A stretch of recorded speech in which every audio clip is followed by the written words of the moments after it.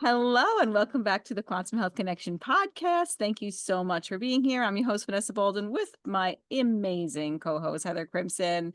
Today, we have a fun episode for you. We're going to focus on quantum mental health and what that means to us, and just kind of give you some tips and some pointers about how you can support your mental health through the quantum lens, right? And I think this is such a fun, good episode and a really, really needed episode for sure. And we want to remind you that if you're finding value in our information, to please like, subscribe to the podcast. If you're on YouTube, wherever you're listening, and just, share or review, share it with people who need to hear it, because that helps us, especially written reviews, really help promote the podcast. So we really appreciate that. And we really thank you for being here and being like in our community and on this journey with us and learning with us and all of that. We really value that. So appreciate it. Absolutely, Vanessa. And I think all of our episodes are so important. They have a lot of value to offer people. So if you Yeah. do find value in this, and please leave us up to a 5-star review on both platforms, on Apple and on Spotify. We would greatly appreciate it. Yeah. So in this is very, of course, kind of home base for me because home turf or whatever it's called, because the mental health piece is where I've been hanging out for many years. And shifting gears, though, pretty much my practice is down to like just very handful of people, because it's definitely an interesting arena to be in. I've gone from, my trauma years, I would call them, Vanessa, to all the schooling that I did starting in 1998 when I Mm, was getting my done to go into grad school for my master's in counseling. And then just it was a wild journey, let me tell you. So, and then all the practicums I did, right, working with autistic kids and mm, families and doing all different kinds of parenting stuff from attachment based to PCIT. I mean, I did so many different things. I worked with teenagers in a residential locked facility. Talk mm. about hard. That was really hard. Then, Yeah. Mhm. yeah.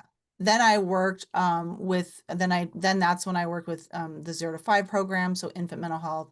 So I've kind of seen the whole developmental spectrum. I've worked with people who are, over in their 80s. So it's like a wide array of topics I've worked in. And then my last 15 years were in private practice. So, Mm, and I'm phasing out. I'm like semi-retired now. So this is a really big field for me, near and dear to my heart. And I specialize in somatic trauma work and then working emotionally focused therapy for couples. mm, And I have an awful lot to say about it. So I got to think about what is the most essential thing I want to say today, is that it's not just mental health, right? It's health in general. And it's interesting how we've bifurcated like physical health from mental health. And the quantum aspect of it is we're wanting you to see this holistic lens of that it's not just like mental is divorced from the physical and the biological. It's all one thing. It's all the same thing, and it's all about energy. And it's mm, that do our and the energy is about not just our cellular energy, and then we have enough energy for our neurotransmitters to work and all those things. It's that, are we connected to our own life force? And that's your heart, your soul, and the bigger, right? The bigger picture, right, mhm, Vanessa? mhm. Yes, 100%. I think that's the main thing we need to drive home today, is that it's not just about the mental health. So it's not just about the anxiety or the depression. Everything is connected. We are so siloed. We think everything is so separate. And I think that is a huge piece. And that's why it's quantum, like it's quantum mental health, because it is all connected. Right? So it's not just about our mind or brain chemicals. We are all connected, right? So it's mental health is we're looking at it through the lens of just like, yes, our energy, our cellular energy, yes, our frequencies that we're having, but it's also ancestral things, and it's also so many things. It's just it's all interconnected. It's like we were talking the other day. It's that yes and, right? It's so many pieces to the pie, right? So I think that that's the biggest, most important piece that we really need to hammer home, that it's not just about what's happening in the mind, it's about what's happening in the whole body, but also the spirit. I mean, it's about whether or not you're following your passion and purpose. It's about whether you're living in alignment. It's about so many things, right? So it's that big shift to me, that's the most important thing that we need to mention when we're talking about mental health. And honestly, it is about energy, in the fact of also cellular energy, because we need enough energy to move through emotions, and we need enough cellular energy. If we're really depleted, we're going to have a much harder time having a balanced nervous system and having the ability to move through emotional things that are tough, right? Yeah. So that depletion of energy is really important on that physical layer as well, right? Yeah, absolutely. So the quantum aspect is like, yes, you have the spiritual, emotional, which, inevitably, invariably, a lot of times in therapy, that's where we're going to end up, right? Mhm. And people don't, it's hard for people to accept that. It's like, can't, isn't there just a drug I can take? And that's why the pharmaceutical industry is making so much money. And I think that's really barking up the wrong tree, so to speak. But it's really about having the energy to feel calm and soothed in your body and to be able to engage with your reality in a way that you're coming from your highest self versus you're in survival mode.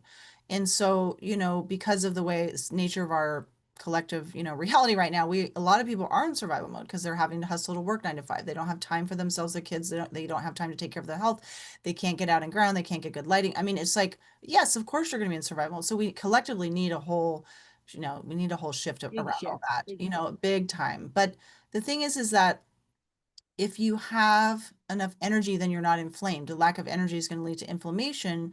And then that's where everything gets out of balance. And then unfortunately, the system, what my beef with the mental health industry is that not, no, therapists are well-meaning. It's like, a lot of times you're kind of handicapped and constrained by and this is a political thing, and I know it, by the licensing board and the ethics, and here's the standard of practice, and da, da, da, and you have to refer someone for a med-eval. Like, I have a big problem with that. Just because Mm. someone's depressed and they're in grief, why are we giving them medication for that? We should be supporting them and giving them acknowledging their grief, giving them permission to grieve, allowing people to have time and space to do that. But our unfortunately, the way we've created our reality doesn't necessarily allow for that. But also the stigma of emotion is so huge that I think a lot of people have affect phobia and they're so conditioned to think they're weak if they have emotion. It's like total bullshit. I'm Yeah. sorry, but it is total bullshit. I'm not sorry. And so I was thinking about all the ways that we buffer, Vanessa, when we have emotion. And buffering is like we try to back off from our emotion. We try to, push it back down. We smile when we're saying something really horrible. It's like obviously Mm. there's a disconnect Or there. That's we giggle. exactly. Yep. Hmm. Exactly. That's all cultural conditioning of like emotion is scary, bad, get rid of it. We're being disconnected from ourselves. We're being disconnected from source. We're being disconnected from God, however you want to look at it. And we don't have permission to be human, for God's sakes. And so here's one example of like, you see this all the time, like when you're watching a video on Instagram and people are like, and they have emotion, they cover their mouth. It's like in what I call natural cultures, they have they have like or they have they are saying, I mean not saying, but they're what's the word, the emoting is through their voice. And Yeah, it's part of the healing. The emotion that yeah, is part of the healing. Like yes, when we had Emily on, right? Dukes, who was talking yes, about you that. guys, Like that emotion is coming out through their vocals and their voice, and that is a part of actually how they move through it, right? yeah, but how many times do you actually see people doing that? Never, Never. because we constrain it. Or maybe in the movies once in a while, which I never watch movies, but we constrain it. We will I've had people in my office when I was doing in-person therapy in my office, nobody around. It's like an office just by itself in a house. And I'm like, there's nobody around. Even with that permission, even with that level of safety, it's me witnessing them. Oh my gosh, another human, right, is going to see me in this super vulnerable state. Yeah. Who moans? Nobody moans. I think we need to moan as women, especially. It's like not in a sexual way, but that's great too. But like we need to In moan most our grief. ways. Well, yeah, we need to moan our grief. We will go like this. We will go like, how many people do this? There's Really so much high. shame around. Shame. Shame around the fact that I'm Yes. having an emotion. That's what that Yes. That's Yes. so sad. I've not really thought about that in depth like that, like as much as you probably, but now I'm like, oh yeah, it totally makes sense. And it is because of there's no time for that. There's no capacity for that. There's no resilience for that. It's just like with an acute illness, right? Oh, we have to get right back to work. We don't have time. Same thing with grief, same thing with any kind of emotional thing. Oh, you just got to push it back under the carpet and shove it under there because we have things to do because life is too busy to deal with that, right? It's the Yes. same kind of thing, and that's so sad. And it's like we've talked a million times here about suppressed emotions and how that leads to disease in the body. Like we're always, I mean, honestly, I think it's one of the main root causes, and it's like Yes. Think about all the I energy being backed up. It's backed up right Mhm. down here. So you got the gynecological problems. I understand light is a part of it. I get that. And non-native EMFs and all the things and bad diet. But seriously, the Yeah. emotion, all that stuck energy is pushed back down into us. All the tension that's created in this, in our chakras, like, come on. So it's right there. We cannot, and grief, I think, is one of the biggest ones.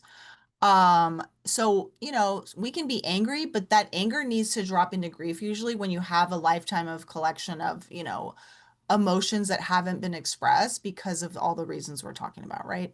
So you have to feel safe to be able to emote. And the other thing is I know we're all over the place, you guys, forgive us, but it was like, I'm so passionate about this, is that we do need to be witnessed at some point. If it's a relational trauma, you're not going to heal that 100% on your own. A relational trauma requires a relational safe other to witness you in order to really work through that and release that whatever was stored in your body of not being safe in the past. So, Yes, no, you do need to be witness. But yeah, what you're saying too about where it gets stuck in us is so important too. But I feel like we need to learn, like, bring back being expressive and sharing what we feel, like, and allowing our kids to see that. Heather and I, we were just talking about right before we got on, like how I really got like it's okay that my kids see me get angry in a healthy way. Like, that is okay, and I think that we as a culture were, like, shaming it, that anger is bad. I mean, I thought of that before too, and that your tears are bad, especially if you're a male. I mean, 100%, right? That's bad. Don't do that. Don't cry. Move on, like, But, like, I think we need to be, like, bringing that back and being like, "No, this was a boundary violation. This was something that wasn't acceptable," and allowing that anger to express, but not in a way that you're harming another person, of course, ever. That's not what I mean, but allowing you to express it. I went upstairs yesterday and marched up the stairs because I was so pissed off. The grunt and yell that came out of me was so, like, so deep and primal, like, from probably my sacral region, like, like, just, like, so mad, and I just, like, really yelled, like, you cannot fake that shit. Like, no. that's gonna come out when it needs to. Like, you can't be like, "Oh, I'm just gonna yell at a yell and just try to, like, let it come out." No, like, it doesn't work because 'cause I've tried, but, like, I was just like, when it comes out like that and it's so authentic and real, and my kids were like, "Whoa, mom is mad." But that's okay. And Yeah, but they need to witness that. Sorry to interrupt you. They need to witness that. yeah. We're not going to get out the bataka, that bullshit in the 60s. Like, no, that's not helpful. We're gonna be angry on purpose. No, no, no. It has to be organic. It has to be natural in the moment. And the thing is here's the thing. It tells them what really matters. Oh, you got his attention by, you know what I'm saying? Like, oh, I really shouldn't be acting that way. So that is what he needs to get that message of whatever he was doing, whatever kind of cockiness he was giving you is like, that's not okay. And he was disrespecting you. He's disrespecting the family. This is Mhm. a healthy use of, right? You're not modeling it for him on purpose, but that modeling that you did organically, he's getting the message of like, I think I crossed a boundary here because Right, my exactly. mom is really angry and whoa, I need to back up. I need to calm myself down here. Yeah, exactly. And he needs to know that then that's okay. And that's not okay when he's in his own relationships in the future, when he's a husband and he's a man and he's in the world. Like, he needs to know that it's not okay, right? That that's not the right way to behave. And we need to change that and shift that and act accordingly, right? And by you having your own, I guess, your boundaries, when you feel like it's crossed, you are going to have release anger, and you should release anger when your boundaries are violated and crossed. That is what should come out through that. That is the right reaction. I Yes. feel like that when your boundaries are crossed, you should release anger. And a couple of months ago, I'd say 6 months ago, before the remedy I took, I was not. Like, I was not like, if somebody, my boundaries are crossed, I just was keeping it all inside, and that's not healthy. So Ooh. Yeah, yeah. that's a lot. Think of all it's well, the energy that you release, that then that gets stored inside of you. Oh, Think of 100%. that intensity level that we are, even if you think you're fine, it's like, oh, I'm fine. I'm just going about my day. No, no, no. You No. don't realize that your fascia is literally holding on to, for you, all Tightness. that energy, and you get tighter and tighter, or as things start malfunctioning, there's blockages in your energy and your fascia. No, you're not fine. And don't tell me you're fine. Right? So shout out, yeah, to homeopathy. Absolutely, you guys. This is Yeah. the remedy you took, helped unlock whatever it was in your body that wasn't able to start to move out some of these emotions and express yourself fully. I honestly, I feel like when the energy of the person becomes very weak, and that could be the vital force, that could be, you could think of it as like the mitochondria, whatever, like something was keeping me really weak, and I was like, I was too depleted to even express the anger, or I was too like, just it felt like too much. Like I'm like, oh my God, I just can't even go there. Like that's how it felt. Yeah. Like it just was like, I'm just can't right now, you know? And now it doesn't feel that way. Like all of a sudden I'm stronger and be like, oh no, I'm freaking pissed. Like, like, and it's good. Like I find it as a really good thing. Like, so Something got unlocked, so that's fantastic. But also shout out to our colleague Kelly Croft. She's amazing work. She talks a lot about values and anger and shame and fear and all that. She's yeah, fantastic. And yeah, your values were violated. Like something your kiddo yep. did was like that's not okay. That's a value and a boundary violation, right? Yeah.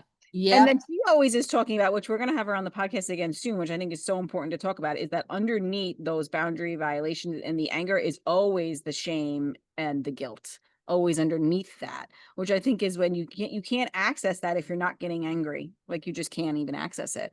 So I think that that's pretty powerful, and we'll definitely chat with her about that when she comes on, because I Absolutely. think see that correlation 100%, Mm-hmm. 100%. So Mm-hmm. yeah.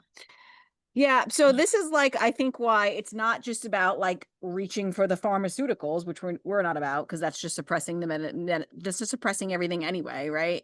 If you have anxiety or depression, you take these pharmaceuticals and all of a sudden you're better. You haven't really solved the problem. You didn't solve anything, right? You're Yeah. not, it's not just about that. And it's not, I still think, I know, I don't know. We'll see what Heather says. Like, I still think there's a value to talk therapy, like, of course, and that it can help, with patterning and awareness and understanding and, all that. But I think that the real deep work is more quantum. It is more working with frequency, vibration. It's, reconnecting with yourself, nature, healing like old ancestral patterns. I think that's more of the real deeper work that needs to be done.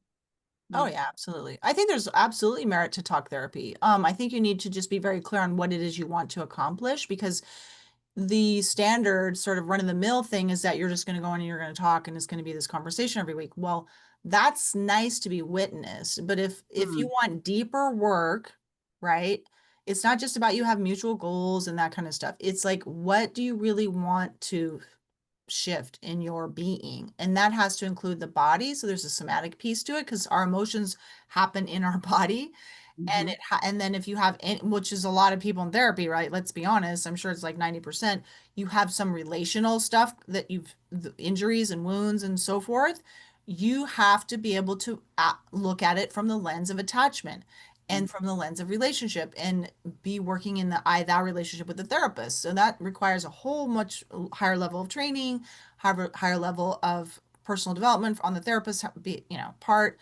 So it's really important to do your due diligence in finding somebody and understanding how they work and what they do and a little bit around that philosophy of those approaches. Yeah. So it's really powerful to work with somebody who can actually work at that level, which is much more intimate, but Yeah. still obviously very professional and knowing how to manage those boundaries. But the therapist isn't going to be a blank slate. They're going to be able to feel you and reflect back that, which is powerful, right? Because some people, this is a tragedy, Vanessa. Some people have never ever been witnessed Yeah. in a really deep, authentic way. And authenticity is something we wanted to highlight in this episode because that is when you're actually totally disarmored, but you're still coherent though. You're still right. You're Mhm. still able. It's not like you're on the floor. That'd be fine if you're on the floor weeping. But I'm just saying, like Yeah. when you're authentic, it's like there's no buffering. You're Mm. not trying to pretend. You're aware that you're speaking straight from your heart and you Mhm. can feel the difference. And then Yeah. being able to be witnessed in that space with whatever you have coming up, whether it's shame, all the things, but you're still accepted. And people say, like, well, but I'm paying you. No, no, no. You're dealing with a real human there who is actually moved by what you're saying. And if you have a really solid working relationship, they can actually share with you that. And can you take it in or not? See, this is how we know how much shame has got you hijacked, which Mm. shame is not, you're not born with it. It's all acquired. So it's all relational, right? It's all relational. What I would call toxic shame. There's healthy uses of shame. Vanessa and I were talking about off camera, which Mhm. are appropriate to kind of keep people in line, give them the message of how, like, this is where you cross the line. as far as community and tribes go, but to be able to really, because shame hides in secrecy. And we never show certain parts of ourselves to anyone else ever. But that Mhm. will run the show subconsciously in the background, right? So if can you be in a therapy situation where you're actually able to talk about the things that you don't want anyone else to know, and the therapist is very skilled at helping you integrate those. And then if you have more extensive attachment trauma, I highly, highly recommend an approach like emotionally focused individual therapy and then emotionally focused therapy for couples. Those are the two things I'd recommend, or some similar attachment based somatic also approach, like sensory motor, that kind of stuff, if you want like really high quality therapy. So I'm totally biased because those are the modalities that I've trained in. But what can I say? Yeah, well, you should be biased and you know they're effective and powerful. So yeah. So I think therapy is valuable too, for sure. And I feel like I'm not a therapist, but as a homeopath, the amount of times people have told me, wow, I feel like because somebody finally sat and heard their story and listened to them. They're not witness. They don't have the space for that. They never have somebody holding that space and witnessing for that witnessing to happen. Right. So I feel like it's interesting to just see that in the world where we're at, and that's why I think there's such a stigma around therapy. Like some people will say, "Oh, well, you go to," because I've been in therapy for, I've had good therapists and bad therapists for sure, and like I think it's this people will be like, "Oh, that's you shouldn't go to therapy. It's like a stigma. There's something wrong with you," and I'm like, I really feel like breaking that stigma is really important because we all just need to be heard and seen, and a lot. It's really important for us, and you need to be using that as a supportive tool to help us like be aware of like patterns and things and stuff that's going on to support us, right? So I don't think there's no stigma, but I think that most people feel that stigma when they think about therapy. And I think it's important to try to break free of that. And then Absolutely. also I know you're going to have something to say about that. I also want to say when you were talking, it also made me think of how we're learning a little bit about flower essences and starting to use those, and we're going to be taking a class in that.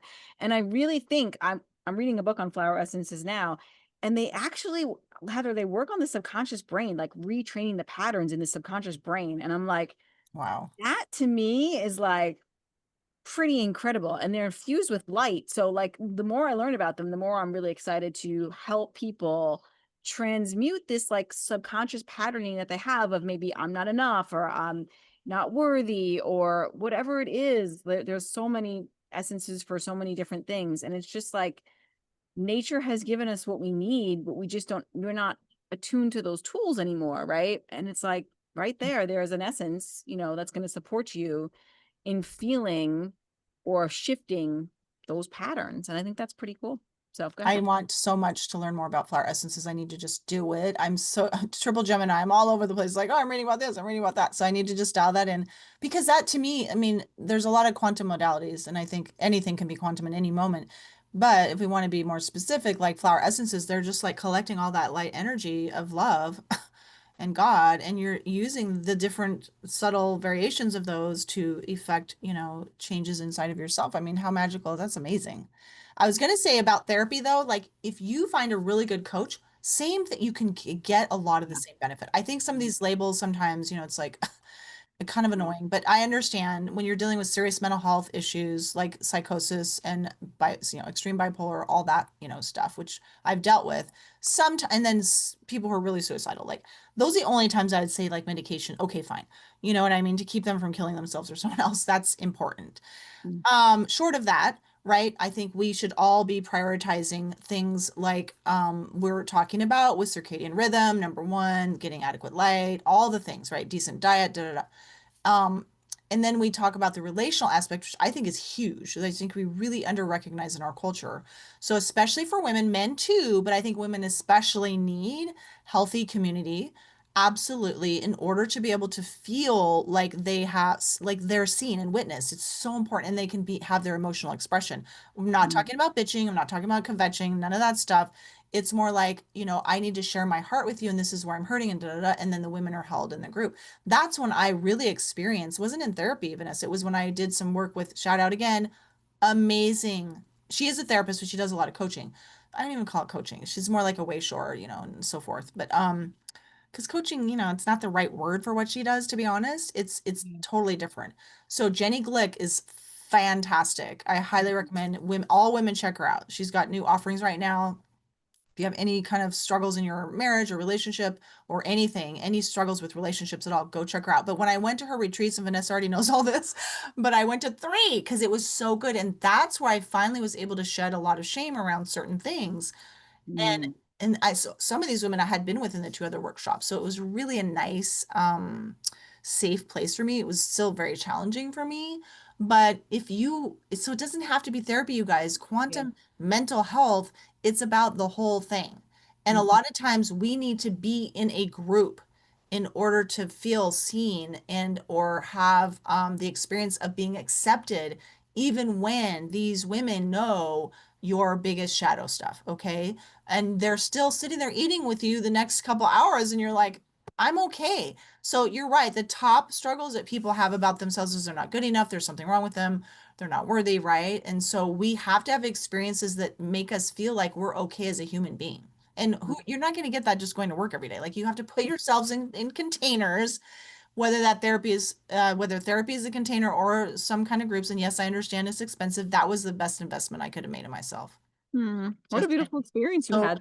That's amazing. yeah, Yeah. yeah, it was. So finding a way to make it happen is really important. Yeah, yeah, it's worth it. You're worth it. That's for sure. And I would also say like people don't think about mental health and mitochondrial health. Like we're not making that connection, but it is a big connection because the health of your mitochondria is going to dictate the health of your mental health in a big way. So we have to realize that like it's all about the light. I mean, everything we talk about on this health is about mitochondrial in on this podcast is about mitochondrial health. So we're talking about the light, we're talking about the food, the toxins, the non-EMFs, but it's also of our community. But our mitochondria are these like, they're like they create our energy, right? And if they're under too much stress from toxins, from poor light, from non-native EMFs, from, poor diet, all the things, the brain's not enough energy and it's not going to be able to regulate emotions, handle stress, right? Move trauma, stuck energy, stuck emotions. It's all going to stay stuck and stagnant if the body just does not have enough of that energy, like we mentioned before. So our emotions are really energy in motion, and we are designed to like move and release and move feelings throughout the system. Like if they stay stuck and they have these knots, they are going to create that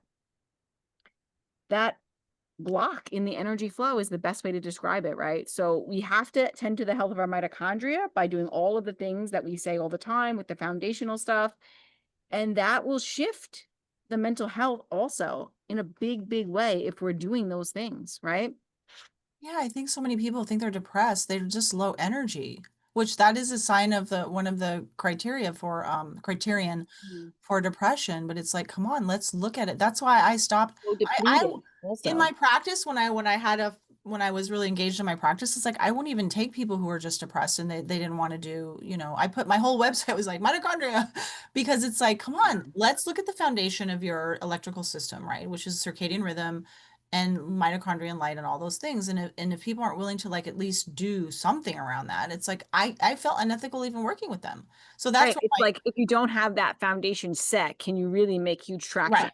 That's Yeah, what you're because saying, people right? are going to think there's something wrong with them. It's like, okay, well, there's not really anything wrong with you because what your body's telling you, your symptoms are not wrong. They're there Mhm. for a reason. And then, Every time. so they're telling you that you're low energy. And we need to attend to those and do something to help your body feel better versus there's something wrong with me. I need a pill to fix it. That's all that I would hear. And that when that's all that mental health world has to offer, I have a huge ethical problem with that. Oh, me too. Such a huge problem. In fact, I, I don't know if my dad will love me sharing this story, but I'll share it really quickly. Sorry, Dad. He had gone to see, he was dealing with some sort of, anxiety, depression, things like that. And he'd gone to see somebody, and it was like all they wanted to do was talk about the different meds that they could give him. And it was like, I'm like, that's not a therapist session. That's not going to help. That's not, what is that even doing? Like, it's just thinking as like a chemical imbalance and shifting the chemicals. That's not it. And honestly, I will say this, it was after he had this kind of anxiety depressive state come on after a couple rounds of anesthesia, like three. And Oh, well, my there you go. mom was the one who put it together. She's like, I think that anesthesia is what really messed him up. And it's such a big suppressive therapy, huge. And who's this? Dr. Rachel Maurice. We had her on the podcast before. She made the connection between the content of fluoride in Oh, anesthesia. and then Yeah. how She much the used to do floor anesthesiology, right? right. She used to be an anesthesiologist, and how much the fluoride is compromising mitochondrial health, right? So then the energy battery just gets really freaking low. And then all of a sudden, like these deeper levels of imbalances are coming up because the energy's been so compromised. Now, of course, he had to undergo some things. It happens, but he's older. He's 78, you know. But I mean, it's just we have to realize how much all of the things are really interconnected and all of these things are playing a role. It's like just always this yes and, but getting him back to health or anybody who's dealing with this low energy voltage state, the voltage is too low or something has compromised our system. The foundational things are probably, I mean, they are the most important things to do first, right? Get your light right, get connected to the earth, you know, get your grounding in, get, you know, the food in, you know, healthy, whole, real foods at least, you know, set that foundation before you start looking to a medication is my feeling, Oh right? God, yes, And absolutely. it's like people just want to go right for the medication before they're even thinking about that. Now, if you do all those things and you're doing all the things with light and hydration and nature and movement and, you know, trying to regulate your emotions the best you can and you're still feeling not well, well then we got to look at other energy modalities and other deeper things that are going on because it can be ancestral, it can be a trauma block that needs to be shifted, right? But we got to set these foundational things first and get the energy up based on our environmental factors that are incoming, right? Absolutely. Yeah. Absolutely. Yeah. So it's so important. And then we need to like work on moving those suppressed emotions. And honestly, the best thing I've seen, and I just set an example in myself, is really homeopathy, that it really is powerful at moving suppressed emotions, I find. I think that's a godsend because I can't even tell you the amount of people I've heard in and out of therapy that's like the last thing I want to do. Oh, I'm fine. I don't have any suppressed emotion. Well, yeah. Okay, well, we don't want to necessarily have to dig for them either. It's going to come up though. It'll come out sideways. So it's anxiety and repressed emotion or unprocessed pain. It's going to come out in anxiety and depression. Even if your circadian rhythm is great, you may still have so much emotion that's in there that needs to come out that you're going to have anxiety and depression. And circadian rhythm is going to help that. So, but that's the last thing people want to do. But you will know if you have unprocessed emotional pain because you're gonna, here's one example that we've seen is people go from clinician to clinician to clinician to Oh, clinician to clinician. yes. Mm-hmm. Yep, yep, yep. That's just something's going on there where you can't be trusting or you can't really just stick with it. You can't trust the process. You don't trust anybody. Such a lack of trust, I feel like, when they're going from one. I think it really is a trauma response when people just keep shifting from different practitioners to practitioners. Well, I think that could be one thing, absolutely. And it could also be a lot of it is that they don't want to feel their feelings. Oh yeah, they don't. Yeah, that's true too. 100%. I'm Yeah. gonna find some kind of, I did that. I met with Morley Robbins. I'm like, well, that was a lot of money. And he told me I needed therapy. I'm like, well, shit. Well, oh, I am well, a that's not therapist, that goddammit. answer, Marley. Tell me the supplements I And he need to was totally take. right. Like he was, I mean, he was right. I'm like, Yeah, I know, okay. but we don't want to hear that. We don't want to hear that the tough things. We don't want to do the hard things. We just want, and you know, this also makes me think about how we were having this discussion between homeopathy being the pill or the portal.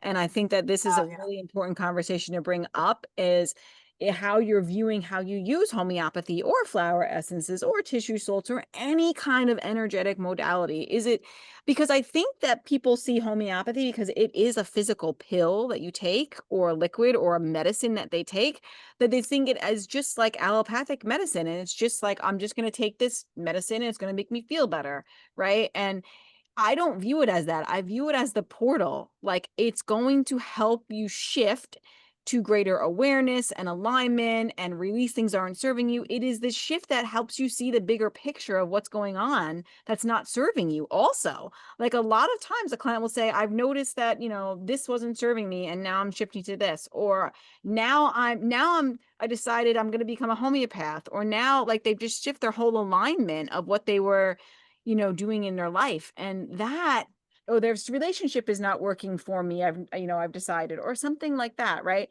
Where it's this greater portal that opens the door to like greater awareness, authenticity, and alignment. Like that is how I view homeopathy personally. So I'm not using it when I take a remedy. I'm not like, okay, please just get rid of this physical symptom that I don't want anymore. I'm like, no, like shift the greater picture in me. Help my soul be more aligned, right? In what it Sometimes needs. people are scared to death of that, Vanessa, because it's like, uh-oh, this really isn't the right relationship for me. Now I have to upend my whole life, or uh-oh, I really don't like my job. So see, it's like we can open it up, but then we have to Yeah. be able to, then the next step is you have to be able to face it. Then you have to be able to embrace it. Then you're working through to completion or whatever the next phase is. And that's really hard for people. I mean, I'm in there too, you know. It's like hard to deal with some of these things because it's really it can be very stressful. Also, And personally, that's the catalyst though, or that's the crucible, call it what you want. It's like, here you go. Here's your mm, here's your the invitation. catalyst or the crucible, Heather. Oh, I like that one too. Yeah. And sometimes it has to wait, you know, if you're putting kids through school. I've had so many couples, wow, we got to get the kids through school and then, you know, then we'll see. So there's a lot of times it's just too much for people. And I want to honor and respect that because we have to know our limitations. Like I always thought I could do all the things and then I burned myself out and got chronic fatigue. You know, it's like, oops. So we have to be a part. I think of this whole process of mental health is really getting to know capital S self. Like, who am I? Oh You my know, God. Yes. who am I? It's not like I'm a mom, I'm a teacher. It's no, who are you really? Who's the essence of you? Can you Mm. even define that? Maybe not. Like, how do you want to be in the world? That to me is mental health, right? Hmm. Are you happy in your relationships? Well, if not, can you be honest about why you're staying in them? And that getting to know you, it always comes back to you. So I want to talk a little bit about this is a great segue to about the victim consciousness. Um, Mm. it's a really important one. There's a whole book written on it. Maybe we should put in the show notes. I really enjoyed the book. It's a short one, but it's very powerful. I What's didn't it agree with called? I don't remember. I'll have to look it Oh, up. We'll okay. put it in the show notes. Menopause, what can I say? I have a great memory. But it's so good. I literally highlighted half the book, Vanessa, because it's about all the ways that we will make ourselves victims. And there's a victim triangle. There's another guy who invented that. It's like you're either the perpetrator, the victim, or the observer or something like that. And those people change positions. But Mm. there's like I don't know what it is, and this is going to sound crazy pants, but I really do think that our culture like creates victimhood very easily. You know, I'm not going to say by Definitely. design, although who knows, but it's like, you know, we're so passive. We're going to take in TV. We're going to take in the internet. We're going to just like, oh, I can't do anything about it. Oh, I have to work 9 to 5. Oh, I don't have a choice. How many times do people say that? Like, I don't really have a choice. It's like, yeah, you do. Well, I'm like, you can stay in bed all day if you wanted. Well, no, I can't. Well, no, you're choosing to get out of bed. So the more we can flip from, I don't have a choice, I can't do it, to, no, I have a choice as far as everything goes. Mm. You're not going to change the color of the sky. I'm not talking about that. I'm talking about your personal agency, like what you do, how you think, what actions you take, all of those things. That's all the power you have, which is everything, right? So the victim stance is pervasive and we get sort of inculcated with that. So we have to extricate ourselves from that in order to feel like, okay, you are actually a sovereign being. Hmm. Hmm. Yeah. Oh, yeah. That I totally agree with all that. We definitely get caught in that victimhood of like, and I mean, I've done it. I've done it. I think I just did it too yesterday. I think we had a conversation yesterday. I said like, this is what it is. Like, I have to still do these things, because I'm a mom and da da da da. Well, Like, but there's responsibility. Like you're not just going to be a parent who's going to be like, I'm out of here. You know, you are I'm not responsible. gonna just like go to fly to the beach and be like, guys, I need a month break. Exactly. See you later. Like Exactly. there is a responsibility here, of course, 100%. But we definitely can. That But wait, so wait, I'm sorry to interrupt you. But the difference is here's it's just being congruent with yourself. Like I'm choosing to stay versus I don't have a choice. I have to do this. It's like, wait a minute. You're choosing oh to, yeah, no, you choose. I choose, of course. yeah. I would choose my family. Yeah, of Do you course. see how much more empowering that is when you say I'm choosing this? It's just a totally different energy. Talking about Oh, quantum mental health 100%. here Yeah. versus like I have to stay and I hate this and bar, you know.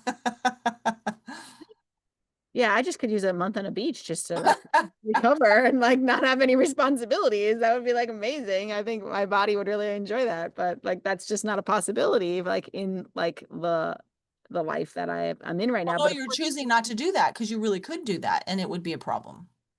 right, yes, 100%. 100%. Yes. Well, but see, it's a different way of looking at it. It does, and it's a good reframe. I really like that. And I'll tell you what, like I'm telling this remedy that I've taken, I've shared it before. It was carcinosin, and it was a 1M, and it was like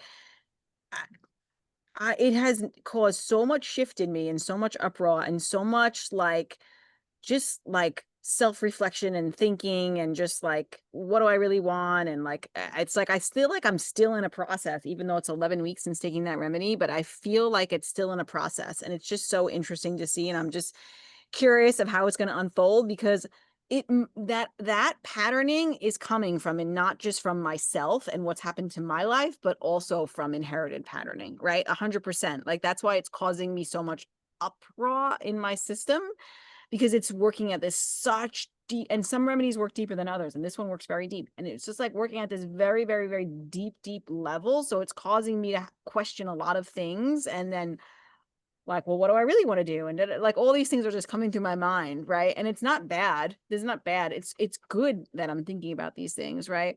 But I do want to like frame that for people that sometimes what we're dealing with is inherited, and it is past life or even past life patterns, right? And that's like different traumas or stresses. These things can be passed down energetically to our field, right? And it carries that either fear or shame or perfectionism or that victimhood. We can carry it from our ancestral lineage, right? And I I think even any wonder. unprocessed emotion that our parents had, I think we absolutely inherit all that energy. Absolutely. And unprocessed trauma, all that, right? And it's like, I even like wonder about this, and I've been contemplating with this, Heather. It's like, okay, past life experiences, right? These can be imprinted for sure.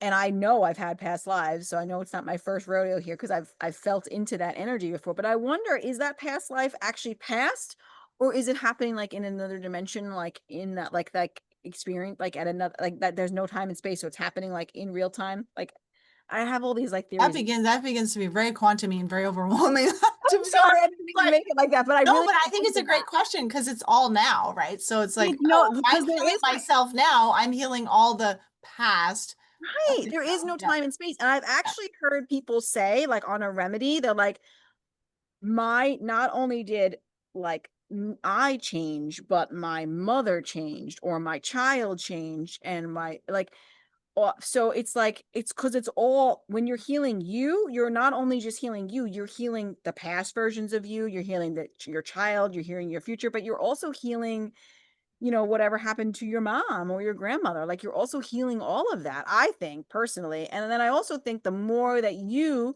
strengthen your field, the more it strengthens the weaker fields or the people that you're entangled with. So it supports them also. So it's very quantum, and it is all interconnected, and it just can't not be, because that's just how we are.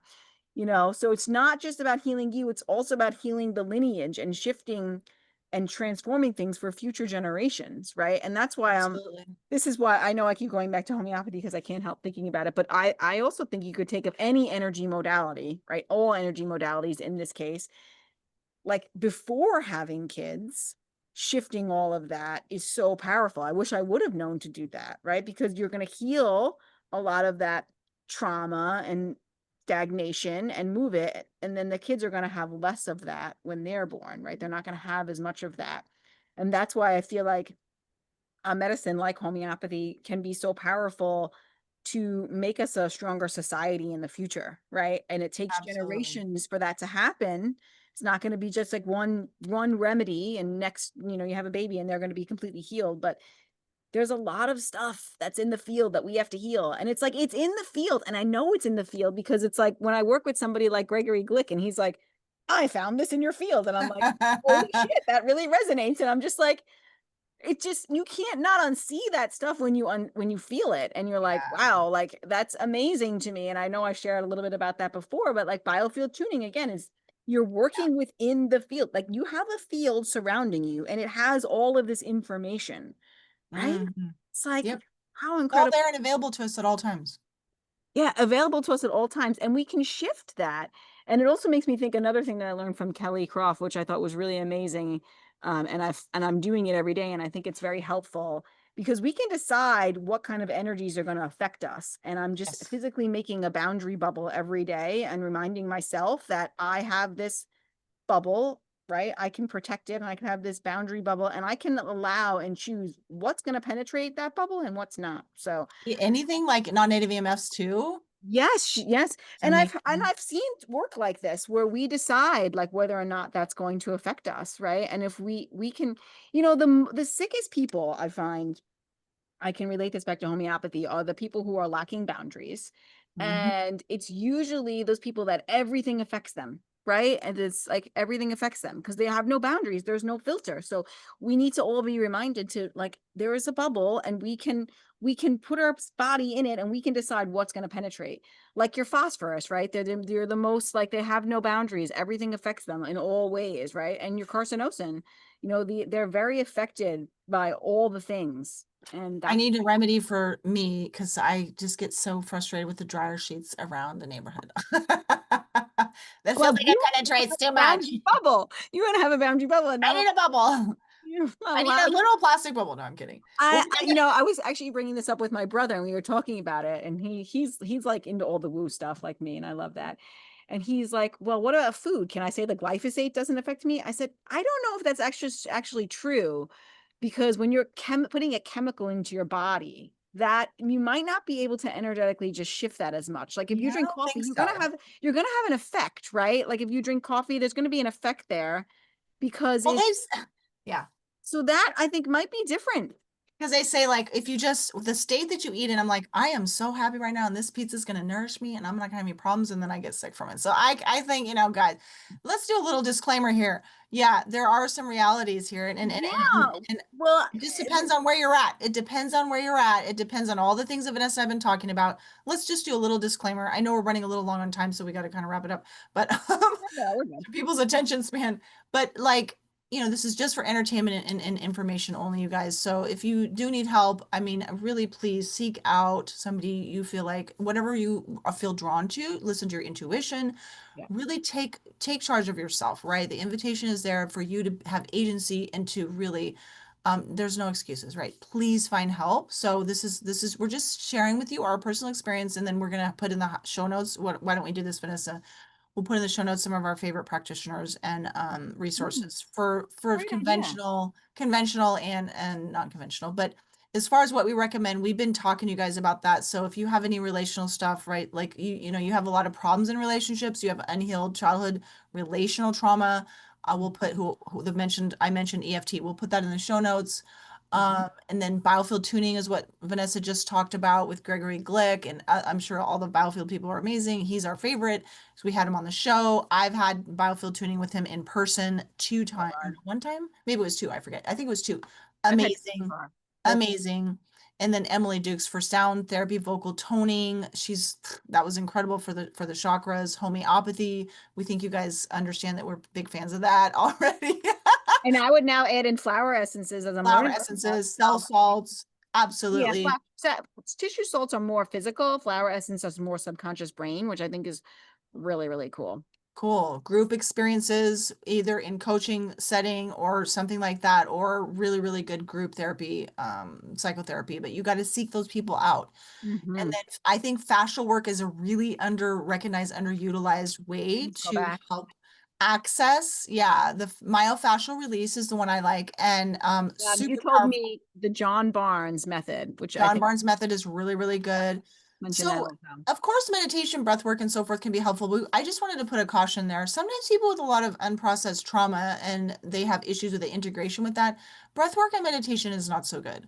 So Mm. just be cautious with that, you guys. If it can be actually triggering and destabilizing. So that's not Mm. for everyone. I just wanted to point that out. Certainly, we mentioned the circadian rhythm has to be dialed in, and your light exposure has to be healthy. Find ways to work with your emotions. The typical stuff, right, is like journaling and so forth. But any kind of movement is good. Dancing, any kind of Mhm. like Tai Chi or Qigong, all that stuff is really, really Yoga, good. all that kind of stuff. Yeah, all very good. Art therapy could be really helpful for people if you get a really good art therapist or doing your own art. Any rhythmic movements is great. You do, Vanessa, you do the what do you call it technically? I forget. Yeah, rhythmic movements. Yeah, yeah. It's just called rhythmic movements. That's a whole Blomberg, modality.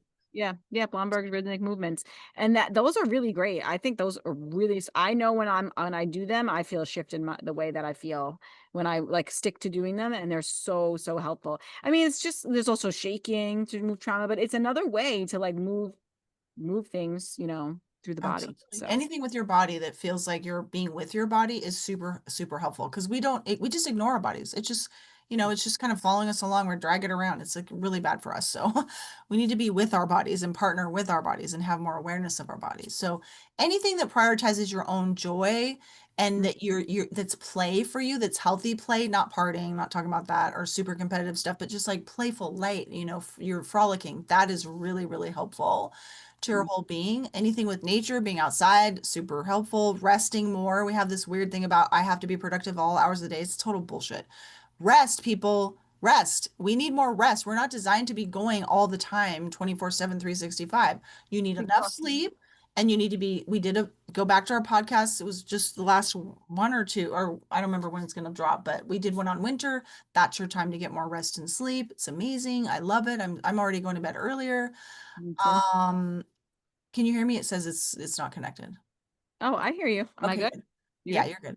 Okay. So, but Whole Foods, of course, and then knowing your values and standards. So there's all of these things that you can do to elevate your mood and feel like you're a healthy whole person and not just a shell of a person is going through the motions every day, living in survival mode.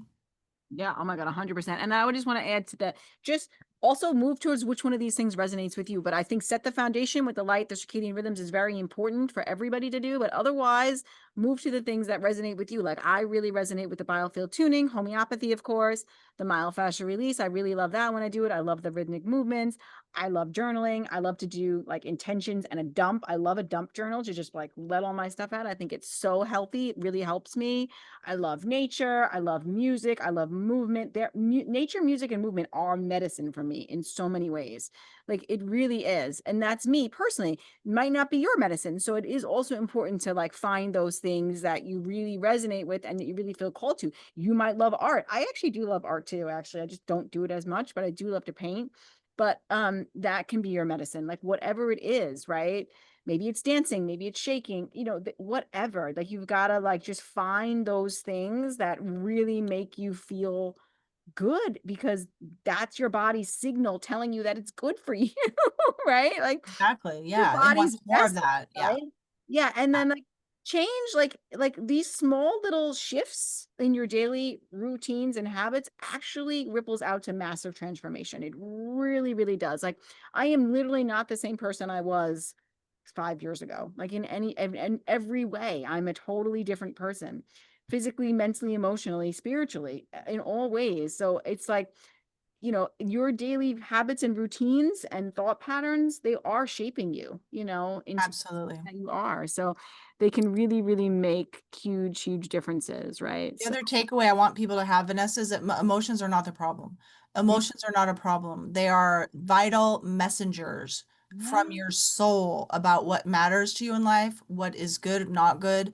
You have to have your emotions, and if people can get out of the line of thinking that they're the problem, they're not the problem. They're the messengers, and they inform you where you're out of alignment with your soul.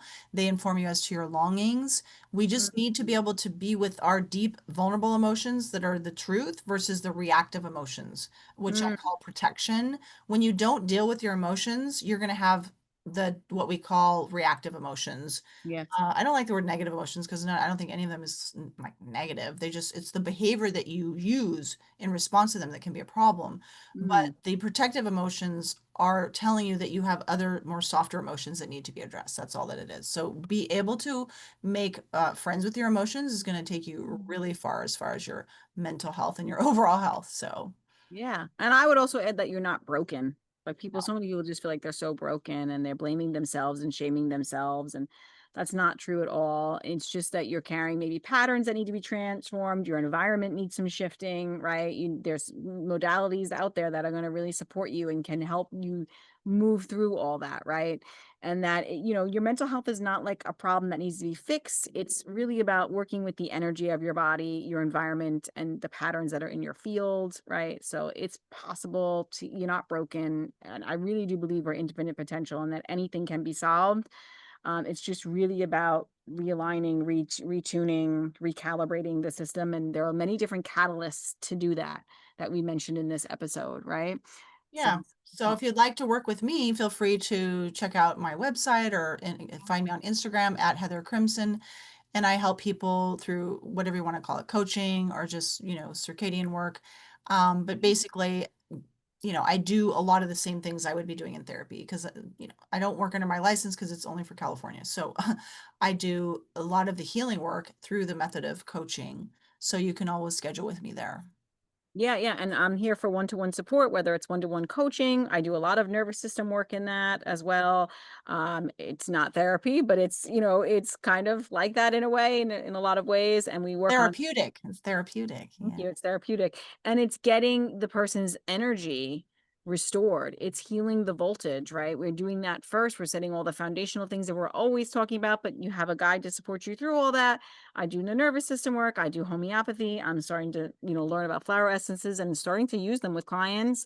So there are lots of different things we can do to support our mental health. And yeah, it's just, there are many ways that we can support you. So we're here for you. Of course, homeopathy, we're here for. So yeah, I think that we covered it all, Heather. If you guys have any questions, comments, let us know. Let us know what you want to know more about, what else you want us to dive deep into. We're definitely going to do a flower essences episode one day, Heather. So I want to Okay. definitely chat about that one day with the group, because Sounds good.